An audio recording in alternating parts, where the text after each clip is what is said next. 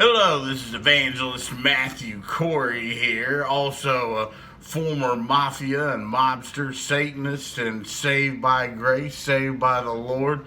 And I had a word from the Lord for you today, and that's that God wants to use you. God wants to use you in your life for His glory.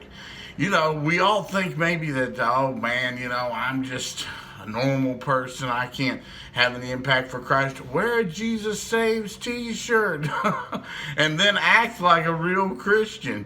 It's just amazing when we look for opportunities, how the Lord brings opportunities our ways. He wants to use us mightily like He did Abraham, like He did Moses, like He did David, and they felt inadequate. They felt like that God couldn't use them in ways that He did, at least Moses did anyway, and Abraham did, and we see it with a number of people in the scriptures where they thought that God couldn't use them, but He did end up using them, and He used them mightily for His work. So, the Lord wants to use us, and He wants to use this word here in the Bible. He wants us to read it. He wants us to stay in it. He wants us, listen to audio Bible on YouTube. Listen to Christian music. Surround yourself with things of the Lord, and the Lord will begin to use you mightily for His kingdom. And that's just that's the thing that we have to remember is God uses the everyday, ordinary person for His glory and for His mighty work. And right now I'm trying to get my book published, From Hell to Heaven, about my life story as a mobster and a Satanist who came to know Christ.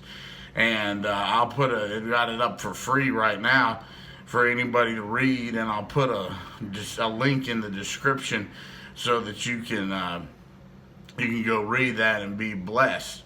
But that's my word from the Lord for you today, is that God wants to use you mightily, no matter how small you are, no matter what condition you may be in. He wants to use you for His mighty work. Find a place to serve. Find a local Christian ministry where you can serve and put your time in. The local rescue mission, a lot of those are Christian ministries, so God wants to use you in many different ways, and one of the ways is to serving others and loving others.